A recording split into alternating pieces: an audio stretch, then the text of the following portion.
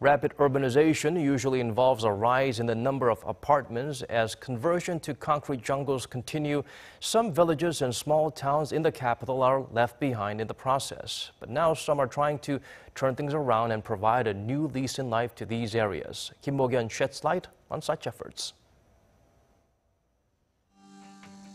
The neighborhood of Gaebong Samdong, located in Seoul's Guro district, is a low-rise residential area that had fallen into disrepair.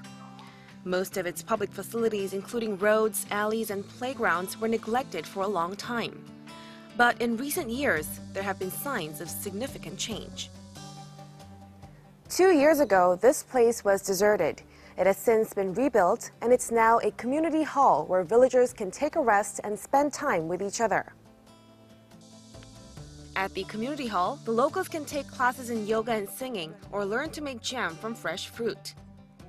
The first thing was that university students came and took a look at the inconveniences residents were facing. They started by renovating the stone steps and installed security cameras for us. We're very thankful and we're proud of them. These students were able to make a difference with the help of Seoul City's Residential Environment Management Program. The program first began in 2009.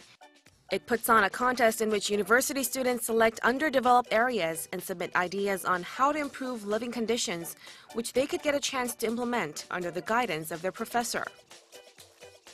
We've held this competition on a yearly basis, and for the past 8 years, a total of 580 applications have been submitted.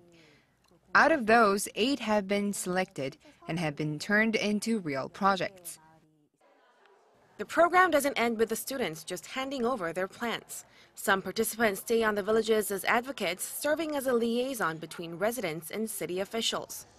North of the Han River in Seodaemungo district, the neighborhood of Hongjae-samdong is getting some help from 2 students and a professor. The team of 3 looked at the way the residents live and the inconveniences they face and came up with solutions such as installing security lights, painting the walls of kindergartens so people don't dump garbage outside them, and holding get-togethers for the villagers. By working here on site every day, I realized that things are very different from what I've learned from books. I learned that we should look more carefully at the people and their way of life too. At first, we were planning to focus on the architecture side of the project, but later we realized that creating a community spirit is more important. So we are now trying to get people together and help them share opinions that can develop the village.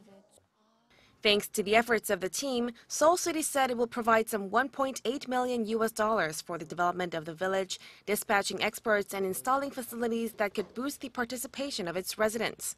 Locals say the neighborhood has had a new energy since the team started their work. We're learning a lot from these students. I was able to meet neighbors I hadn't met before, and more people greet each other in the streets. I think other residents are also slowly trying to make efforts to change the village. The professor supervising the team says all these efforts are to make a happier place for people to live in. Ultimately, people want to live in a place where there is happiness and harmony. And I think happiness comes from small actions where people can comfortably share their opinions with their neighbors. So we want to create a platform for residents to communicate with each other. The team, along with the villagers of Hongjae-samdong, have been cooperating for the past 3 years to build a better village. As so, Seoul City plans to continue with its residential environment management program in the coming years and lift up more neighborhoods in need of a hand. Mok-yeon, Arirang News.